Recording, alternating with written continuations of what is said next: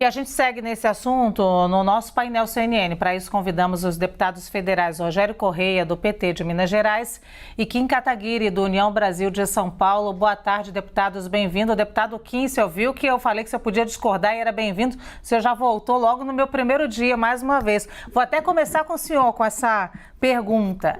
Na carta que enviou ao Fórum da Unesco, o presidente Lula disse que o discurso de ódio faz vítimas todos os dias. Lula também atribuiu o 8 de janeiro a uma campanha de mentiras e desinformação disseminadas nas plataformas digitais. Em que medida, na sua opinião, deputado Kim, as redes sociais causam ou potencializam eventos como esse extremo que entrou para a história do Brasil, o 8 de janeiro?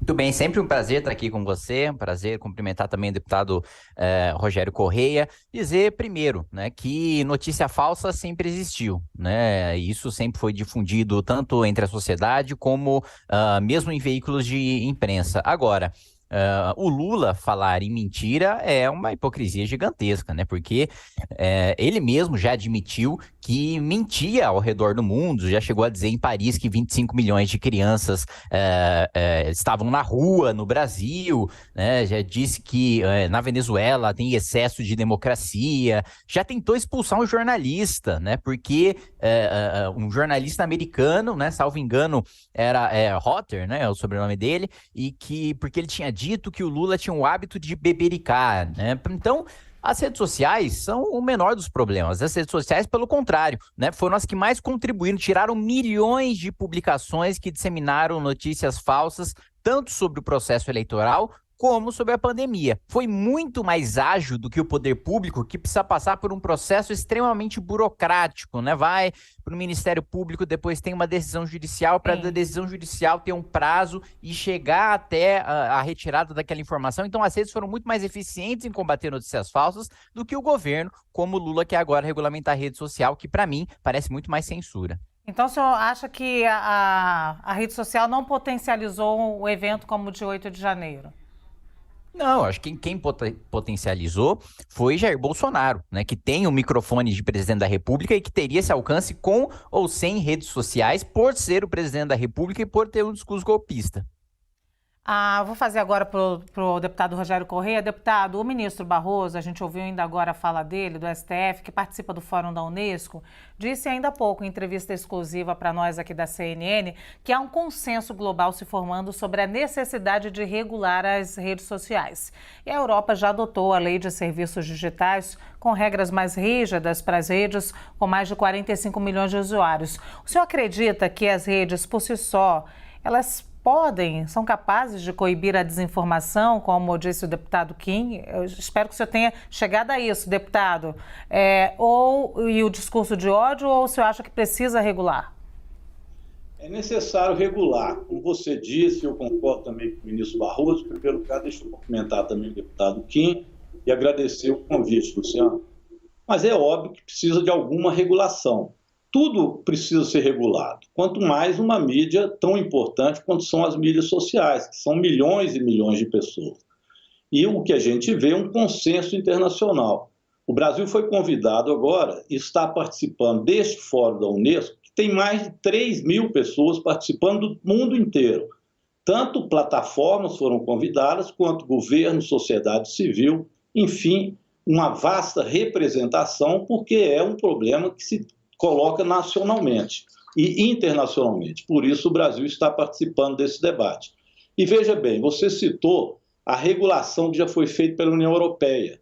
Isso foi feito em 2022 para a partir de 2024 ter a sua validade.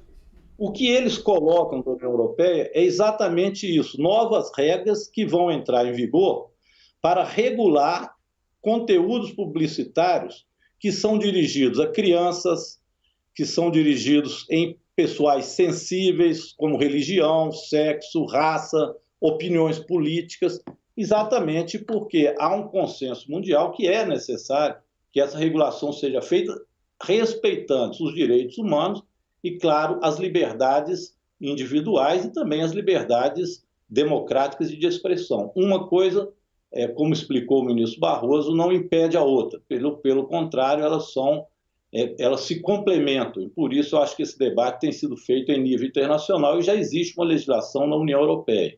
Aqui no Brasil, nós também fazemos esse debate na Câmara de Deputados, e, portanto, isso terá que ser aprovado em lei.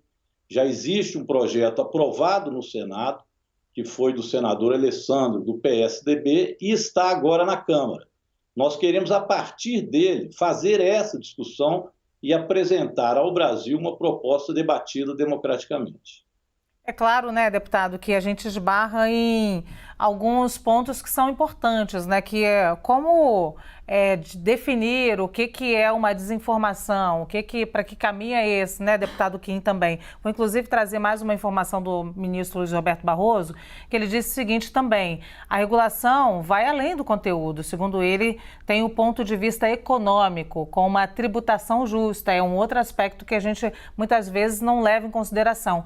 Além da proteção de direitos autorais e a privacidade. Eu pergunto, deputado Kim, o usuário está desprotegido em todos os aspectos e não sabe disso em relação às redes?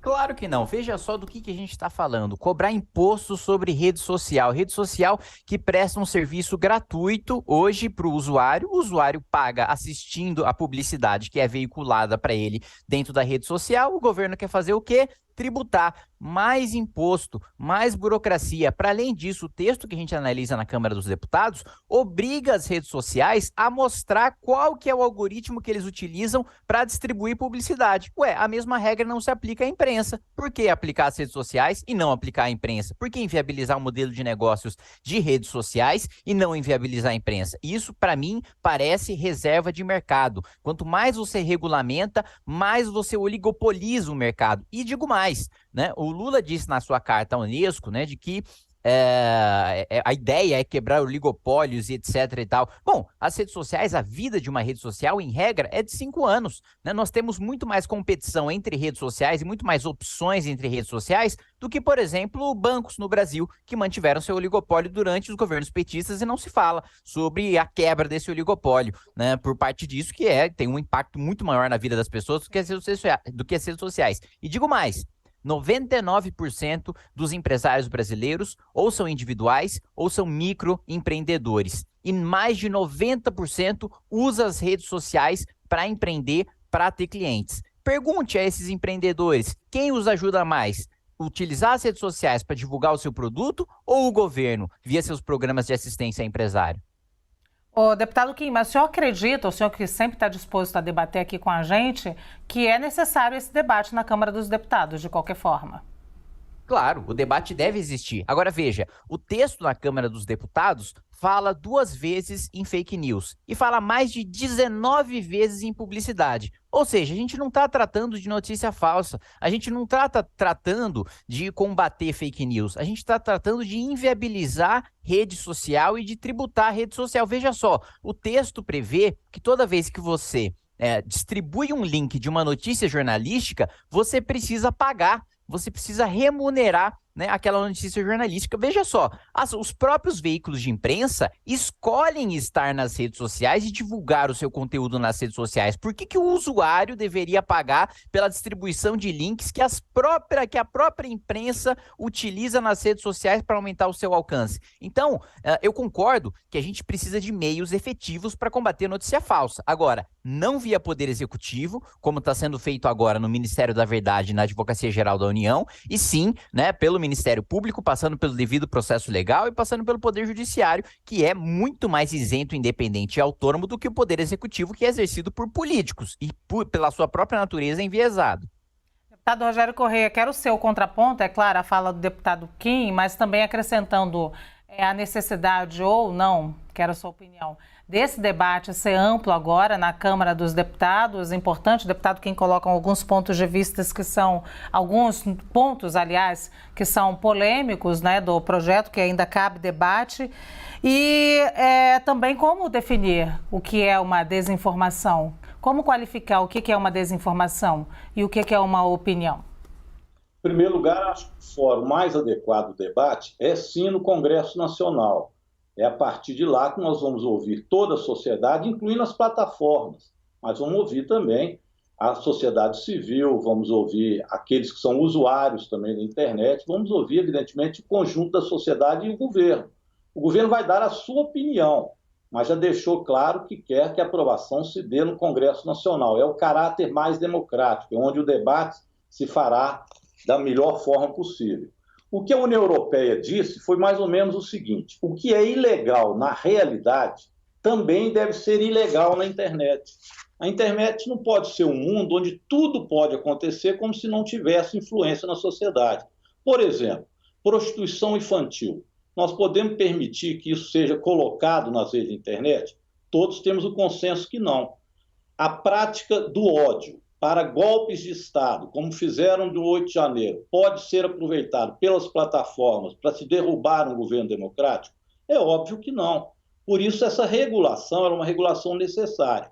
Agora, as liberdades democráticas, essas devem ser respeitadas. Então, isso também é um contingente essencial no debate que faremos na Câmara dos Deputados.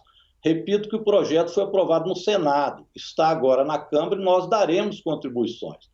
O governo do presidente Lula, diferente do governo Bolsonaro, onde achava que tudo era possível, menos um debate democrático, aliás, um governo que se apartou do mundo, agora nós estamos voltando ao mundo, né? O governo Lula mandou e enviou uma carta de forma respeitosa, colocando opiniões sobre esta questão da regulação das redes sociais para um fórum de debate da Unesco. Se fosse o governo Bolsonaro, nem lá iria, porque para eles o mundo pouco vale, assim como nada valia da pandemia, e ele deixou que mentiras fossem contadas e até aplaudiu aqueles que orientavam a cloroquina ao invés da vacina. Então, esse tipo de mentira levou à perda de vidas. Depois tramaram o golpe. E é claro que a internet não pode ser instrumento de coisas que são feitas erradas na sociedade. Então, aquilo que é errado do ponto de vista legal na sociedade também deve ser na internet. Esse é o debate que nós queremos fazer e vamos fazer de forma democrática. O governo Lula tem representação internacional para isso e, por isso, está buscando também o debate que tem sido feito em outros países e tem aqui a respeitabilidade democrática de aceitar e propor e contribuir com o debate na Câmara de Deputados. Eu tenho só um minutinho para os dois. Eu queria, em 30 segundos, ler uma frase também do ministro Barroso. Ele diz o seguinte: o pensamento conservador foi capturado por um discurso extremo, que leva à mentira e ao ódio. Os extremistas, o ministro estava falando sobre eles. Como combater esse extremismo que acaba cometendo crime? Deputado Kim, depois o deputado Rogério Correia também. Em 30 segundinhos, consegue, deputado Kim? Vou tentar. Bom, primeiro, o ministro Barroso, primeiro o deputado Rogério Correia coloca, olha, o que é crime na vida real precisa ser crime em rede social. Bom, então a gente não precisa fazer mudança nenhuma na nossa legislação, porque o que é crime na vida real já é crime na rede social. E o judiciário tem entendido que na rede social é causa de aumento de pena, né? Eu já tive gente condenada por espalhar desinformação contra mim, calúnia contra mim, tanto bolsonarista, petista, psolista, veículo de imprensa, condenados justamente porque utilizaram veículos de comunicação para espalhar notícia falsa contra mim. Agora, o ministro Barroso quer misturar extremismo com conservadorismo, quando as duas coisas são absolutamente opostas. O conservadorismo é você conservar as instituições, é você ter um pacto entre quem já morreu, entre quem está vivo e quem está para viver. Isso significa preservar o que nos foi deixado e deixar um mundo melhor para aqueles que vão chegar. O contrário de extremismo, o contrário de revolução, que é você colocar fogo na casa e tentar reestruturá-la do zero, e o conservador nega isso porque ele diz, bom, se você colocar fogo na casa, além de você não ter onde morar, você corre o risco de incorrer nos mesmos erros estruturais da casa em que você mora agora. Sim, deputado falou rápido, mas falou bastante. Vou dar alguns segundinhos só para o deputado Rogério Correia, deputado. Não, é bastante rápido. Eu acho que o próprio deputado Kim concorda que tem que haver, então, regulamentação. É isso que nós estamos debatendo. Se é preciso regulamentar o que não pode na vida real dentro da internet, vamos debater essa lei e ela será feita de forma democrática. Agora, quanto ao extremismo, temos que ter cuidado, porque nem todo extremista, nem todo bolsonarista respeita estes conteúdos, nem todo extremista respeita a democracia. Então, eles acabam pregando o neofascismo, que é o que a gente tem visto muitas vezes sendo repercutido em redes sociais como mentira. Isso, evidentemente, precisa ser combatido para que a gente respeite o processo democrático no Brasil.